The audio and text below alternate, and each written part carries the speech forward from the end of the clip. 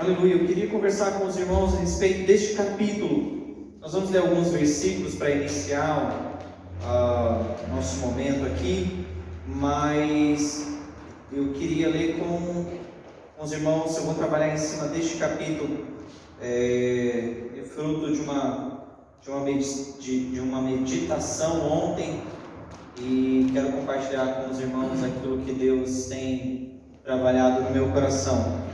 Eu e o pastor Galdinei, nos últimos dias, temos falado bastante sobre batalha espiritual, né, pastor Galdinei? Verdade. Temos falado bastante sobre as lutas, as dificuldades, as perseguições que nós temos passado como igreja, como individuais, e como muitas vezes a gente tem que ficar atento às coisas que vão acontecendo, né? Mas eu queria que você lesse comigo. Nós vamos ler o 28 até o 30. Todos acharam? Atos? Capítulo 28, versículo 28 até o 30, diz assim na minha versão: cuidem de vocês mesmos e de todo o rebanho, no qual o Espírito Santo os colocou como bispos, para pastorearem a igreja de Deus, a qual ele comprou com o seu sangue. Versículo 29, eu sei que depois da minha partida aparecerão no meio de vocês lobos vorazes, que não pouparão o rebanho. E até mesmo entre vocês se levantarão homens falando coisas pervertidas para arrastar os discípulos atrás de si. E aí vai. Então vocês já sentem mais ou menos, logo nesses 3 versículos, vocês já podem sentir a pegada do que eu vou falar hoje à noite, né? Então, sobre nós estarmos atentos e vigilantes sobre algumas coisas que o Espírito Santo colocou no meu coração. Mas deixa eu orar pela sua vida. Não sei se você, assim como eu, veio do trabalho, veio da escola, veio do não sei o que, da onde você pode ter vindo, da sua casa, da academia, não sei, meu irmão, você vai já vir da academia, olha, tá na pegada. Meu irmão, você vai já estar com cara de que vir da academia, né, irmão? Alô, o dia inteiro na academia, né, irmão? Mas vamos orar, deixa eu orar pela sua vida. Deus, nós somos gratos, Deus, por esse momento aqui, gratos por ouvirmos a Tua Palavra, Deus. A Tua Palavra, ela conforta os nossos corações. A Tua Palavra, ela vem para nós, Deus, como consolo. A Tua Palavra vem para nós como palavras, Deus, que não afagam o nosso ego, mas vem de encontro às nossas necessidades e nos modelam o nosso caráter para nos tornarmos semelhantes àquilo que o Senhor quer para nós, homens e mulheres segundo o Teu coração. Amém. E Senhor, em nome de Jesus, nessa noite aqui, Senhor, eu peço, cuida de mim, cuida da Tua igreja aqui, Senhor. Nós queremos realmente sairmos daqui, Senhor, com o coração assim, sabe, Senhor, explodido de alegria, um coração cheio da Tua presença, um coração cheio de temor, que é respeito pelo Senhor. Que nessa noite nós possamos ser extremamente edificados, como já temos sido até agora, Senhor, em nome de Jesus. Amém. Pai, nesse momento eu peço que o Senhor fale aos nossos corações, a começar em mim e a Tua igreja, e que o Senhor tire do nosso meio toda e qualquer distração, Senhor, para que nós possamos reter toda a Tua palavra. Amém. Que essa palavra não surgiu no meu coração, ela vem do Senhor. Aleluia. De encontro à Tua igreja, que possamos assim, Senhor, desfrutar como filhos que sentam ao lado do Pai e ouvem os conselhos, que possamos ouvir os conselhos do Teu Espírito nessa noite, Pai, em nome de Jesus, amém. Amém. Queridos, nós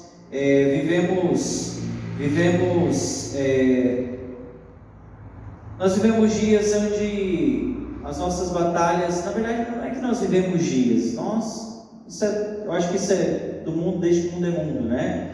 As perseguições que nós vivemos, as lutas que nós vivemos no dia a dia, né? E que muitas vezes são lutas da carne, mas também que tem muitas lutas que são espirituais, e que muitas vezes elas vêm para quê? Para nos fazer desistir de atingir os nossos objetivos, desistir de atingirmos as nossas metas, nossos objetivos físicos, como carnais, de trabalho, de ter uma família feliz, ou então de ter uma plenitude nas coisas, mas também acontece no mundo espiritual, né? Porque a Bíblia fala lá em Efésios 6, no capítulo 6, versículo, acho que 12, que fala que a nossa luta não é contra a carne, contra a sangue.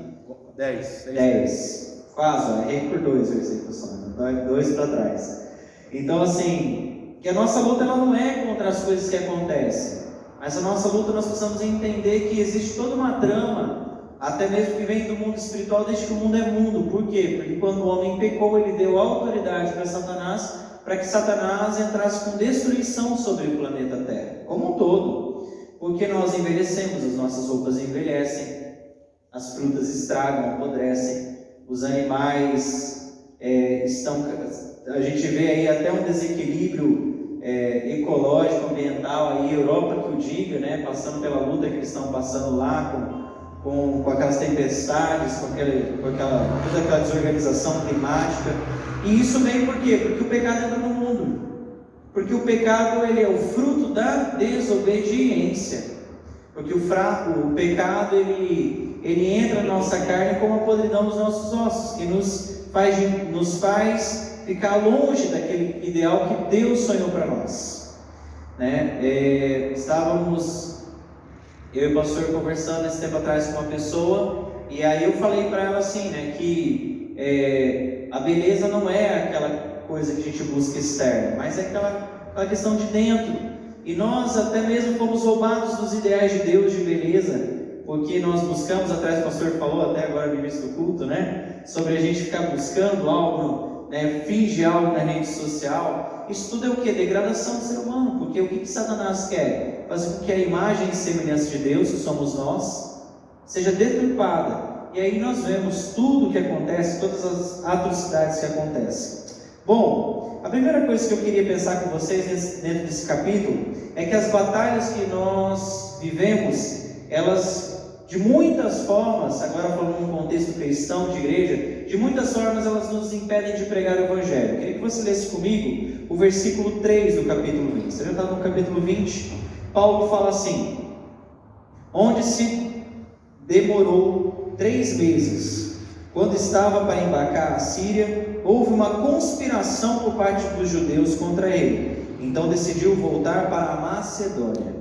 Está falando de uma conspiração de pessoas contra o trabalho de quem? De Paulo. Eu fico pensando, o que Paulo estava querendo fazer? Paulo estava querendo pregar o Evangelho. Paulo estava tentando pregar uma palavra de boas novas, de mudança de vida. Paulo estava tentando mostrar para as pessoas que Jesus é o caminho, que Jesus pode trazer a verdadeira felicidade, e de repente se levantam conspirações contra ele. Eu fiquei pensando, né? Nossas conspirações, será que elas são apenas físicas? Ou será que elas são no reino espiritual também, né? Porque eu tenho para mim, irmãos, que na verdade as conspirações físicas elas só acabam entrando por tabela do que já acontece no mundo espiritual. Então, quando se levantam contra você no seu trabalho, quando se levantam contra você nos seus estudos, seja lá onde for, né? Aquele seu vizinho se levanta contra o seu sono no domingo à tarde, coloca aquele funk, aquele batidão, você querendo dormir lá, né? Eu fico pensando assim, deve ter coisa do diabo no meio. Domingo à tarde não dá, né? Poxa vida. Então nós vemos que até Paulo ele sofreu conspiração. Então a gente olha também para Cristo, e nós vimos toda a conspiração dos judeus para tentar matar Jesus, e até foi levado de fato, né? Mas não porque, como Jesus disse, né? Ninguém tem a minha vida, a menos que eu a dê, né? Então assim, Jesus até se permitiu, porque por causa do plano de libertação, de livrar a humanidade dessas conspirações que são espirituais, porque em Jesus nós temos a vitória. E sabe o que me chama a atenção, irmãos? Quando eu comecei a meditar nessa palavra, o Espírito Santo colocou no meu coração assim: o que tira você do seu foco? O que tem tirado você do seu foco? O que tem tirado você dos objetivos que você tem para alcançar? Né? Eu estou num objetivo de perder minha barriguinha, irmãos. Né? Minha barriguinha aqui eu tenho que cuidar dela, senão, né, daqui a pouco eu vou usar aquela camisa que eu tive que trocar lá, né? Um número grande, né? Eu vou ter que começar a usar um número maior ainda. Irmãos, o que tira você do foco? Eu estava caminhando essa semana e... Você acredita que eu torci o pé, Larissa? Andando, cara. Você acredita nisso? Na verdade, ele estava correndo. Eu fui subir o meio e torci o pé. Então assim, não estou mancando nem nada, mas quando eu começo a puxar um pouquinho mais o ritmo, eu já sinto o pé. Eu falo assim, deve ser o diabo. Não, brincadeira, irmão. Nem tudo é o diabo, né? O cara também que não prestou atenção para subir no meio-fio, né? Mas muitas coisas tentam nos tirar do foco. E qual que é o foco de Deus para a sua vida? Deixa eu falar uma coisa para você. Tem um versículo, tem uma uma parte desse texto aqui, queria que você lesse comigo versículos 7 ao 12. Do versículo 7 ao 12, ele conta uma história. Aqui está narrando, pessoal, uma história de Paulo, onde Paulo ele está em uma das suas viagens missionárias. Na verdade, é a última, onde ele está retornando, na verdade, da viagem missionária. Ele está indo para Jerusalém. O foco dele, o alvo dele era voltar para Jerusalém. E aqui narra todo o contexto, toda a perseguição, toda a luta que eles estavam tendo. E aqui conta um relato nesses atos de Paulo e dos discípulos de pregar o Evangelho, de tentar ir para o destino que Deus tinha mandado. Acontece algo bem interessante. Versículo 7 diz assim: no primeiro dia da semana, nós nos reunimos a fim de partir o pão. Paulo, que pretendia viajar no dia seguinte, falava aos irmãos e prolongou a mensagem até meia-noite. Olha, aqui tem margem para me pregar para vocês até meia-noite hoje, tá? Brincadeira. Havia muitas lâmpadas no cenáculo, onde estavam reunidos. Um jovem chamado Eutico, que estava sentado numa janela, adormeceu profundamente durante a prolongada mensagem de Paulo. Você vê que até o escritor aqui, que possivelmente foi Lucas, falou assim: cara, Paulo pregou muito mesmo aquele dia. Ele está falando assim: adormecendo profundamente durante a prolongada mensagem de Paulo, vencido pelo sono, caiu do terceiro andar abaixo. Quando o levantaram, ele estava morto. Mas Paulo desceu, inclinou-se sobre ele e, abraçando-o, disse: não fiquem alvoroçados, pois ele está vivo. E aí depois o versículo 12 confirma, fala assim: então conduziram vivo o rapaz e seguiram-se grandemente confortados, e sentiram-se grandemente confortados. Eu fiquei pensando quando eu lendo esse texto, o Espírito Santo me perguntou sobre o foco, aquilo que nos tira do foco. Aí veio no meu coração assim: se isso acontecesse aqui na nossa igreja, suponhamos que, sei lá, alguma criança está brincando ali em cima, não tem ainda, a gente já está profetizando a escada para subir lá, Aleluia. E caísse dali de cima, irmãos, que tipo de comoção que ia gerar na igreja? Que tipo de reação ia gerar em nós? Talvez poderiam criticar Paulo, mas também Paulo pregou até meia-noite. Não, pior ainda, ele continuou. Depois do fato do acontecido, ele ainda continuou pregando o discurso prolongado dele. Ele estava falando sobre santo e profano, cara. Mas não a pregação do pastor Galdilei, que é santo e profano lá, dava para ter esticado aquilo lá, hein, pastor? Dava para ter falado uns 2 dias de santo e profano, hein? E aí eu fico pensando, sabe, às vezes nós também nos deixamos levar por coisas do nosso dia a dia que nos fazem tirar o foco. Imagina como estava o coração dessas pessoas. Imagina se elas iam, que clima que tinha para continuar até ouvir a pregação de Paulo. Como que será que talvez ficaria o coração da igreja? Eu participei de um episódio fatídico certa vez, onde nós fomos para um retiro e uma moça nesse retiro, ela faleceu no retiro porque ela encheu a barriga, comeu demais, entrou na piscina. O pastor Galdilei, acho que vai lembrar da história, E aí ela teve congestão e no meio do retiro, sabe aquela cena horrível, acabou, estragou o retiro, foi um luau, foi um retiro, e perdeu o clima, perdeu a graça, e aquilo ali não abalou só aquele dia, porque aquilo virou um fato entre as igrejas, e aquilo gerou, revolta no coração de alguns, porque cadê os líderes para cuidar dos jovens, dos adolescentes, cadê isso e aquilo? E eu fico perguntando, será que isso não é uma distração? Será que coisas assim não servem para nos tirar até do propósito? Não estou falando que Satanás foi lá e empurrou o guri dormindo lá em cima, mas sabe, nós precisamos entender que às vezes existem coisas do nosso meio que nós precisamos ter atitudes que são espirituais. Paulo, do nada, falou assim: não, está dormindo. Eu falava, abraçou o guri, acordou o guri. Eu falei assim: mas por quê? Como assim? Como assim o cara está morto, você vai lá abraçar e falar que ele está vivo? Então Paulo, eu fiquei pensando: Deus, eu preciso muito chegar nesse nível, de olhar para as coisas do mundo de uma forma pela fé e agir pela fé e com certeza. E se Paulo abraçasse o guri lá e falasse: não, ele está vivo, e o guri continuasse morto? Como que seria o coração das pessoas? Mas eu te pergunto, o que tem tirado do seu foco? O que tem tirado do seu foco dentro da igreja? O que tem tirado do seu foco, ou te desorientado? O que tem feito você se desanimar ou ficar perdido ultimamente? Essa é uma pergunta, porque o texto aqui fala de uma jornada de Paulo. Paulo estava numa jornada, você e eu estamos em uma jornada. Mas o que tem nos tirado do objetivo? O que tem nos tirado do propósito de servir e amar a Deus?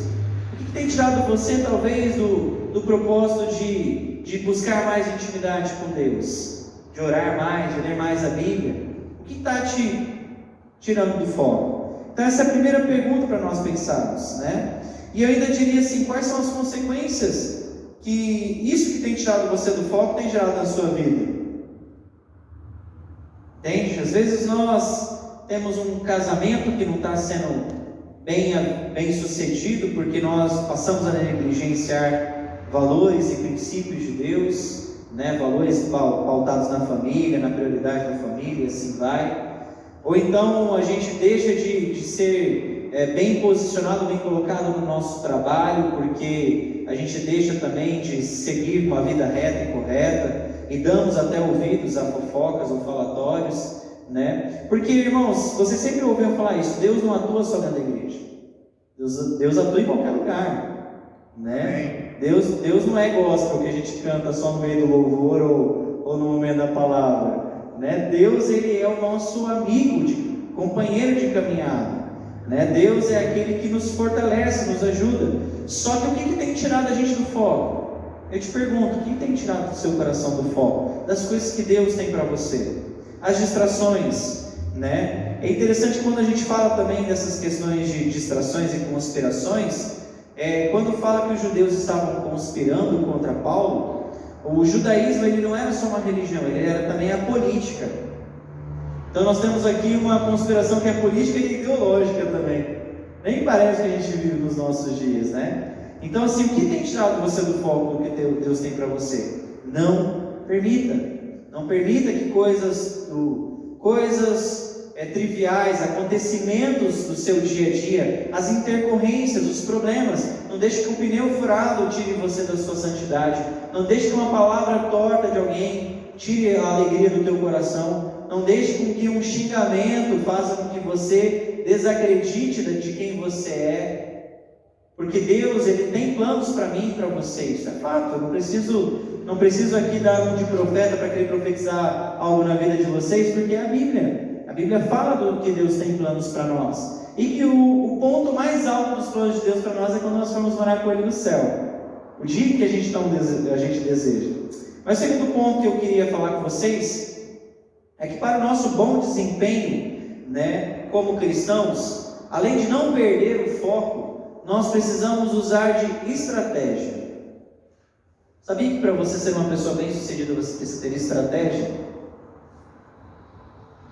Precisamos ter estratégia. Às vezes as pessoas chegam para mim no meu consultório e falam assim: eu estou procrastinando demais, estou procrastinando o estudo, estou procrastinando, estou deixando para depois as atividades, porque eu tenho que fazer tal coisa, e eu me bate um desânimo. Aí eu pergunto para a pessoa: você tem uma rotina? Você tem um planejamento? Não é só isso, né? Mas é algo que eu também trabalho. Você tem uma rotina? Você tem um planejamento? E normalmente as pessoas não têm um planejamento. Fica mais ou menos assim: quando eu lembrar eu faço. E a boa cabeça esquece, irmãos. Entende? Então, mas nós olhamos que as coisas no reino de Deus, elas são organizadas. Nos versículos 5 e 6 diz assim,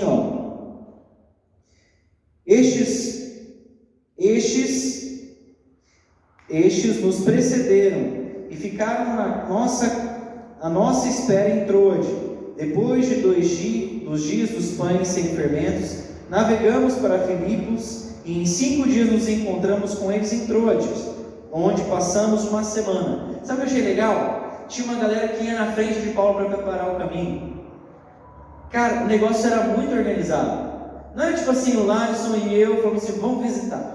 E de qualquer jeito, não prepara nada, não avisa, né? Mas aqui mostra o quê? Uma rede um esquema bem elaborado, bem feitinho, para que as ações de Paulo e as ações dos discípulos que caminhavam com Paulo fossem bem sucedidas. Então já ia uma galera antes preparando o caminho, já via o lugar, já via o que precisava, já organizava. E para que nós possamos ter sucesso nas nossas coisas, no nosso dia a dia, é necessário que a gente venha planejar.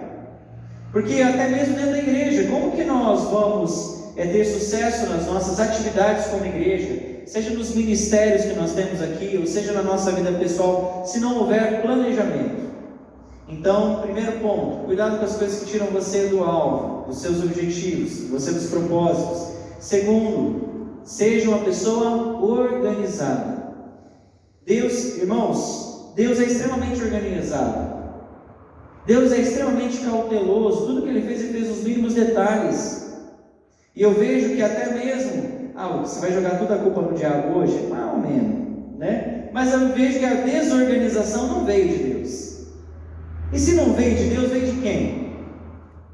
Então, se nós nos perdemos, se nós ficamos confusos, porque tudo isso faz parte desse engodo, dessa natureza caída que nós temos, dessa natureza que ainda, como a Bíblia diz, né, que a obra dele será completa onde? No céu, porque ainda por um tempo estamos nessa carne, porque ainda por um tempo vivemos ainda neste plano terreno, né? Mas nosso Deus ele é organizado. Quando a gente olha para Gênesis, a gente vê o quê? No primeiro dia Deus fez isso, no segundo dia Ele fez aquilo, no terceiro dia Ele fez tal coisa, e Ele parou e viu que era bom. Ele falou assim, não, eu fiz e eu vi que era bom mesmo. E Deus desfrutou daquilo que Ele fez, Ele se alegrou daquilo que Ele fez, e Ele continuou, fez terceiro dia, quarto dia, quinto dia. Então tem um propósito, tem um alvo, tem um começo, um meio e fim. Deus é tão organizado que Ele já sabia como que ia começar as coisas, qual seria o meio das coisas em Jesus Cristo, que Jesus tinha que vir para salvar a humanidade, e o fim de todas as coisas. Deus é organizado, nós precisamos aprender com Deus a nos organizarmos. Como que você quer ler mais a Bíblia, se você não tira um tempo para orar? No domingo de manhã eu ensinei uma estratégia para os adolescentes, né? Eu falei assim, você quer ler mais a Bíblia? Compartilhei com eles uma estratégia minha. Eu falei assim, eu fiz um propósito e um alvo pessoal. Eu falei assim, antes de entrar no Instagram, eu vou lá e leio um versículo bíblico, ou então leio alguma coisa da Bíblia. Eu falei assim, isso é uma forma de me condicionar a ler a palavra de Deus. Então eu não vou dizer que o Instagram é ruim, que não pode entrar no Instagram, isso, aquilo, não, pelo contrário. É um momento de lazer seu ali, ficar na caixinha do nada dos homens lá, só passando serviço, mulheres. Quando vocês passam dentro do Instagram lá, é a caixinha do homem, tá? Do nada. Aí você só olha, vai passando o dedo, né? Aí você vê o Vitor na praia, você fala, putz, cara. Ai, eu aqui, né? Mas irmãos, onde eu estava mesmo? Então assim, não é pecado a gente ter um momento de lazer e alegria, mas a gente também tem que entender que as coisas precisam ser organizadas na nossa vida. Eu pergunto para você, como estão suas emoções? Estão organizadas? Como está o seu gerenciamento de tempo? Está organizado? Como está a sua alimentação? Está organizada? Oh Jesus, eu estou tentando, irmãos, estou mudando já comecei a mudar. Então assim, nós precisamos ser organizados, porque é a nossa organização no nosso dia a dia que vai acabar refletindo até mesmo aqui dentro da igreja. Porque não vai acontecer algo milagroso quando você entra daquela porta para dentro, porque as coisas se tornem organizadas automaticamente. A gente vive a organização e por isso somos organizados. Porque aprendemos com o nosso próprio Deus a sermos organizados, né? Para que a gente possa. Por que nós temos que ser organizados? Para a gente ter plenitude nas coisas que nós vamos fazer, né? Nós precisamos sim nos engajar nas coisas de Deus, mas nós não podemos nos engajar de qualquer forma. Nós precisamos usar estratégia, inteligência. Quando eu falei para os meninos desse exemplo, foi uma estratégia, foi uma sabedoria e uma expressão que me deu. Eu falei assim, cara, vou ler a Bíblia sempre antes de... eu quero olhar o Instagram? Beleza, vou olhar meu Instagram. Mas antes eu vou ler, nem que seja um versículo bíblico. Para que eu possa o quê? Me alimentar da palavra de Deus. E assim vai. Uma coisa que eu já tenho há muito tempo. Irmãos, eu acordei à noite com insônia. A insônia está lascada comigo, porque eu vou orar, eu vou ler a Bíblia. Já que é para acordar à noite, vou fazer algo produtivo, vou orar por alguém, né? E sabe o que é mais engraçado? Uma vez eu falei isso para uma paciente no consultório, que nem cristã era. Eu falei para ela, eu falei assim, olha, você estava falando sobre isso e tal. Eu falei para ela, né, que a gente tem que fazer coisas para ocupar, tirar a gente do foco do pensamento que gera ansiedade, que atrapalha o nosso sono. Eu falei para ela, sabe o que eu faço? Eu vou ler a Bíblia, eu vou orar, né? É a meditação do crente. E ela falou que ela começou a fazer isso, gente. Vocês acreditam? Eu achei isso o máximo, porque ela falou que começou a ser muito bom para ela. Ela acordava à noite, ela dentro da religião dela, dentro do jeito dela, né? Estava ali orando, lendo a Bíblia, do jeito dela. Mas, irmãos, o que a gente faz com a nossa caixinha do vazio, né? O que a gente faz com aquilo que às vezes a gente até repudia? Putz, insônia. Então vamos tornar esse tempo útil, proveitoso para o nosso crescimento, para a nossa saúde física, emocional, espiritual, né? Então é isso, né? Nós precisamos também entender que para que possamos ser organizados, precisamos ter uma boa rede de apoio. Ande com pessoas que conseguem te ajudar. Eu só comecei a fazer caminhada porque, vocês lembram, meninos, que a gente estava lá no culto, lá na Memorial, e eu falei que precisava fazer caminhada, só não tinha um parceiro de caminhada? Um brother lá chegou no final do culto e falou assim: Lucas, eu preciso voltar a treinar para fazer o TAF, que ele é militar. Eu falei: legal, Renan, vamos fazer junto? Vamos. E começamos. Porque se eu não tivesse talvez o apoio dele, eu estava até hoje só contando história, né? Mas ali eu tive alguém, uma rede de apoio para me ajudar o quê? A me organizar. Então caminhe com pessoas que podem te ajudar. Caminhe com pessoas que somam na sua vida. Caminhe com pessoas que vão te ajudar a se conectar com coisas que trazem produtividade, que tragam crescimento e que tragam esse fortalecimento espiritual também. Entende? Caminhe com pessoas que podem te ajudar, né? Não caminhe com pessoas que só sabem fofocar. Até mesmo porque se a pessoa fofoca para você de alguém, um dia você vai ser fofocado por ela para alguém. Então cuidado com quem você anda, né? Então assim, é simples, o processo é simples. É que nem eu falo assim, o cara vai trair a mulher, e aí acaba o casamento, e aí ele vai... Eu fico pensando assim, você acha que ele vai se juntar com a mulher que ele traiu? Com quem ele estava traindo a esposa? Ele pode até se juntar, mas que confiança ele vai ter nessa mulher? Porque se ela se juntou com outro cara para trair, quem diz que ela não vai fazer a mesma coisa com ele? Não é verdade? É um princípio muito simples, né? Então assim, precisamos andar com pessoas que nos ajudem, que nos carreguem para fazer coisas boas, para o bem e assim por diante, né? Então dentro desses cuidados, então não perca os seus objetivos, mantenha uma vida organizada. E terceiro, cuide de você mesmo. Versículo 28 disse justamente isso. Paulo fala assim, Paulo dando conselhos para os seus discípulos lá, ele fala assim: cuidem de vocês mesmos. E ele fala de todo o rebanho, tal, porque ele estava falando com os seus discípulos. Mas você está cuidando de você? Você tem cuidado de você? Tem cuidado do seu sono? Tem cuidado da sua saúde? Tem cuidado de andar bem, bonito, cheiroso? Porque eu digo assim, né? Se você é feio, passa um perfume, penteia o cabelo, põe uma roupa bonita, você vai ficar que nem eu, entendeu? Feio, mas cheiroso, bem arrumado, entendeu? E um cara bacana, né? Então assim, não precisa ser bonito, viu, Davi e Pet, né? Você precisa passar perfume, ter uma boa conversa, entendeu? Ser um cara bacana. Não, lá isso não, isso é bonitão. Mas gente, cuide de você. Sabe por quê? Muitas vezes a gente quer cuidar dos outros, a gente quer ajudar os outros, a gente quer salvar a nossa família, a gente quer, sei lá, resolver o problema dos outros, e a gente não está cuidando de quem é mais importante. Quantos aqui já voaram de avião? Obviamente tem que voar de avião, né? Ninguém voou hoje de passarinho até hoje, né? Mas existe um briefing no começo, antes de você, antes da aeronave decolar, que a aeromoça vai lá e faz todo, fala onde tem as saídas de emergência, fala que não pouso na água. Eu nunca vi o avião pousando na água, irmãos. Ele cai mesmo, né? Mas não pouso na água, os assentos vão flutuar, não sei o que, parari, parará. E existe uma coisa muito interessante que eles falam: se houver despressurização na cabine, máscaras cairão, né? E geralmente a dica é qual? Você põe primeiro em você a máscara e depois você tenta ajudar o outro. Por quê? Por que tem que ser você primeiro e não você pôr no outro que está precisando? Porque senão quem vai oferecer ajuda não consegue oferecer ajuda, simples. Imagina você quase desmaiando lá, tentando tirar alguém do cinto lá, ou sei lá, deve ser, se você conseguir pensar em tudo isso na hora, né? Mas você entende que você precisa primeiro cuidar de você para que você possa ajudar outros. Não se negligencie, é isso que Paulo está falando. Cuidem de vocês mesmos. E essa palavra vem para mim, para o pastor Gaudilei, vem para os líderes aqui da igreja, porque como que eu vou cuidar de vida se eu não estou cuidando de mim? Pastor Jorge, tem que tirar mais férias, cara. Eu já viajei um monte de vezes, só nesse período de tempo que eu estou aqui, pastor. Né? A gente tem que cuidar da gente, irmãos. A gente tem que cuidar do nosso bem-estar. A gente tem que cuidar da nossa autoestima, irmãs. Guarde o dinheirinho, por mais que o negócio esteja apertado lá, nem que você guarde, sei lá, 10 por mês, e daqui a 3 meses você vai numa manicure, mas vai, tem que cuidar, irmãos.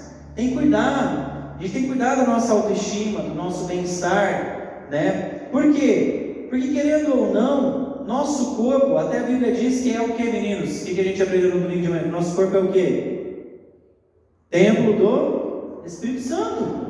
A gente tem que cuidar da nossa saúde, gente. A gente tem que cuidar da gente. Porque não adianta eu querer salvar o mundo e perder a minha alma. Em Lucas 6,39 diz assim: como que um cego pode guiar o outro? Tem como um cego guiar o outro?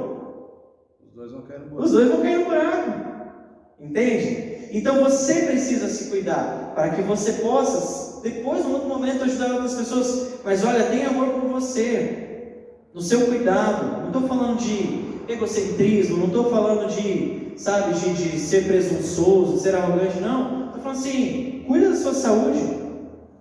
Por que as pessoas estão tendo tanta crise de ansiedade aí, caindo em depressão, e assim vai? Gente, simples.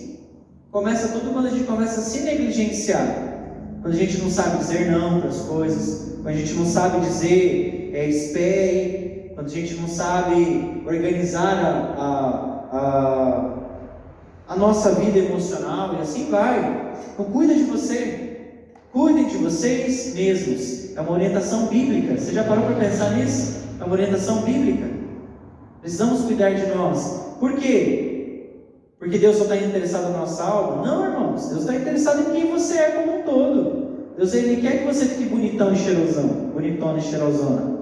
Deus quer isso para você, não tenha dúvida, né? Porque Ele te ama. Se eu quero deixar minha filha o mais lindo possível, você acha que Deus não quer deixar você, meu irmão, minha irmã, lindão, lindona?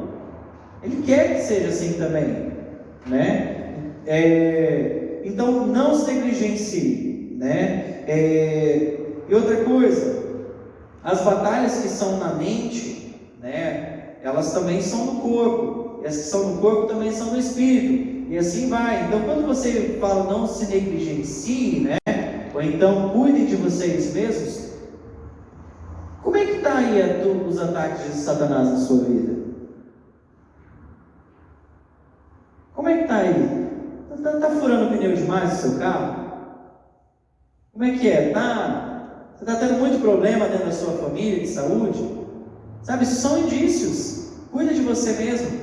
Cuida da sua vida espiritual, né? E cuida da sua vida, para não ficar cuidando da vida dos outros também, certo, né? Aproveitando o gancho da piadinha. Mas, irmão, cuida da sua vida. Cuida de você, né? Fique atento às coisas que estão acontecendo. Porque o versículo 31, e é o último tópico que eu queria trazer, ele fala assim, versículo 31, vamos lá. Ele diz para que nós devemos vigiar. Ele fala assim: portanto, vigiem, lembrando que durante 3 anos, noite e dia, não cessei de admoestar vocês com lágrimas, cada um de vocês.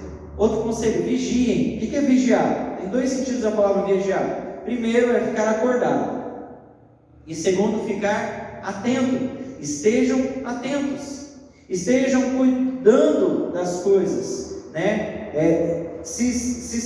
Dentro daquilo que eu até falei da parte espiritual, se pergunte: aquilo é natural ou não? O carro quebrando toda hora, né? Pô, tá sumindo todos os seus clientes lá, cara. Os seus não, são exemplares, está repreendido qualquer palavra nesse sentido. Mas tá sumindo todos os clientes, os seus clientes, sumiu todo mundo lá que você tinha que atender, ou então você só está tendo perseguição no teu trabalho.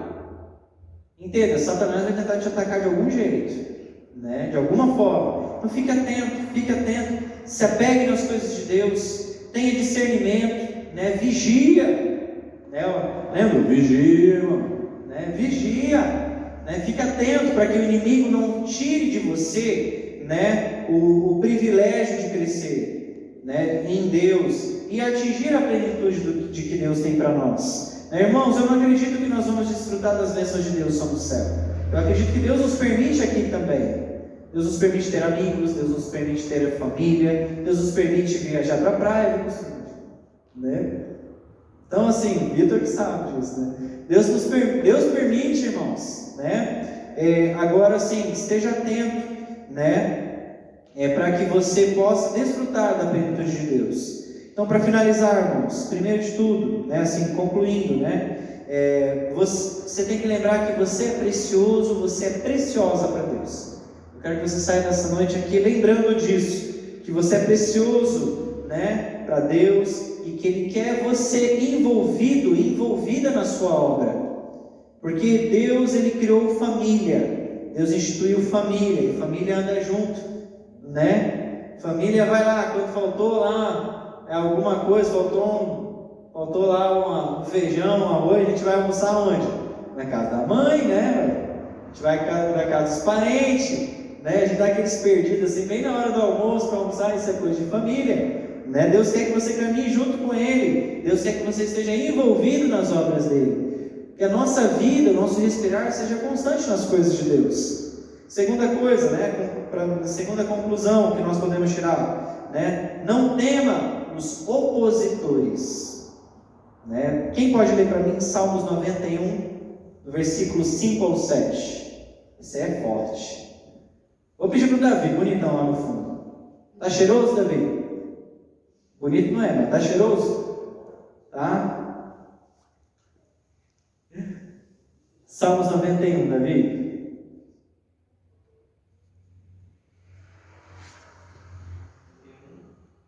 Versículo 5 ao 7. Salmos 91, 5 ao 7. Aquela voz bem forte, Davi. De palmeirense. Atingir dois ao mesmo tempo, atingir o pé e o Davi, você pegou, né? Pode ler, Davi. Não te assustarás com o terror noturno, nem da seta que explode guia, nem da peste que se propaga nas trevas, nem da mortandade que assola o meio-dia. Cai o rio ao teu lado e 10.000 à tua direita, tu não serás atingido. Aleluia! Não tema, se você está em Deus, né? Se você está tendo uma vida de propósito, se você não está dando legalidade, se não está dando brechas, né? Não tema, porque o texto fala, 1.000 cairão ao teu lado, 10.000 à tua direita, mas você não vai ser o quê? Atingido. Confia que Deus, Ele quer que você, estando na obra, estando com Ele, firme dentro dos propósitos, né? Tendo uma vida uma vida com princípios, com valores, né? Então não tema se vai subir mais ou menos a gasolina, se o Brasil vai virar comunista ou não, né? Não seria que eu entrei nesse assunto, mas não tema, né? Isso é complicado, mas não tema, Deus está com você, ok? Porque a nossa segurança não está nas coisas que eu e você podemos garantir. Nossa segurança não está no que o seu dinheiro, o seu salário pode comprar. Nossa segurança está no favor de Deus para as nossas vidas. Porque lembrando lá o que no livro de Jó, agora não vou lembrar a referência, mas lembra Jó todo sofrendo lá por toda a dificuldade que ele passou, e a Bíblia mostra que a dificuldade tem um cunho espiritual e que se manifesta no mundo físico, onde ele perdeu esposa, bens, gado, todas essas coisas. E ele fala lá no meio assim, pois eu sei que o meu Redentor vive. Isso significa que o teu Deus não está morto. Teu Deus, Ele trabalha por você. Viu que você seria maravilha? Deus trabalha por você, viu? Lindona e cheirosona como você é, Ele trabalha por você, viu? Né? Ele não dorme. Pode estar difícil? Pode. A gasolina está subindo, a carne então, e o leite? Né? E o leite? Pois é, irmãos, isso aí é coisa de os adolescentes boiarem agora, porque, né? Mas não tema, Deus está com você. Não tema o terror noturno, não tema a peste, não tema a seta, não tema né, no Covid. Se você que temer alguma coisa, você morrer sem Jesus. Isso você tem que ter muito medo mesmo. Esse aí você pode morrer de medo, né? Então uma vergonha na cara, né? A gente tem que estar ligadinho com Jesus. Por último, né? Penúltimo, faça as coisas com planejamento. E por último, cuide do seu corpo, da sua alma e do seu espírito. Amém? Essa é uma palavra para você porque Deus te ama. Viu, irmão Sebastião? Deus te ama, viu? E as meninas estão visitando. Deus ama vocês, viu? Ama demais vocês, Lucas, viu? Né? Deus ama até a irmã Ana, de cabelinho branco. Não ama não, irmã? Ou ama mais ainda, né, irmã? Tem mais tempo de vida, né? Aleluia. Sabia que Deus te ama demais? Sabia que você tem um valor gigantesco para Deus? Na verdade, o seu valor é inestimável para Ele. Você já pensou que Deus deu o próprio Filho para morrer por você? Você já tentou entender o tamanho do amor de Deus por você? Então o que é você entregar a sua vida para Ele? Amém? Amém. Deus te ama demais. Não durma no ponto. Vigia. Seja acordado, atento. Não leve as coisas na brincadeira, no bem bom. Não, isso não entra na rotina. Não deixe as coisas virarem rotina não na sua vida. Né? A Bíblia diz que Deus faz as coisas, a cada manhã Deus faz as coisas como novas. As misericórdias do Senhor se renovam a cada manhã. Deus não é Deus de rotina, sabia? Deus não é Deus de rotina? Alguém já falou isso para você? Deus não é Deus de rotina. Cada dia Ele tem um pãozinho fresquinho para você na presença dEle, um maná do céu. Ele cuida de você, Ele te ama, né? Mas você tem que fazer a sua parte. A sua parte é caminhar com Ele, a sua parte é fechar com Deus, né? É se comprometer, se enganjar, se envolver, né? Ficar atento, porque Deus, Ele te ama. Amém? Amém. E cuidar da sua vida com Deus, ela é fundamental, né? Igreja continua sendo essencial. Hoje de manhã eu fui dar uma palestra para professores de um CENIF. E eu peguei a parte espiritual também. Falei assim, olha, não sei como é que vocês estão passando por esse momento e tal, mas e a espiritualidade de vocês? E a fé de vocês? Né? Porque quando a gente está sofrendo, a gente quer ouvir uma oração. Quando a gente está angustiado, a gente quer ouvir uma palavra, não é não? A gente põe até no R.R. Soares. Puxa vida, mas Deus já falou tanto comigo com o R.R. Soares, irmãos, né? Não tem nada contra não, irmãos, né? Entendeu? Mas vamos ficar em pé, vamos orar. Essa é uma palavra de consolo, essa é uma palavra de amor de Deus para nós essa noite. Deus, Ele se importa.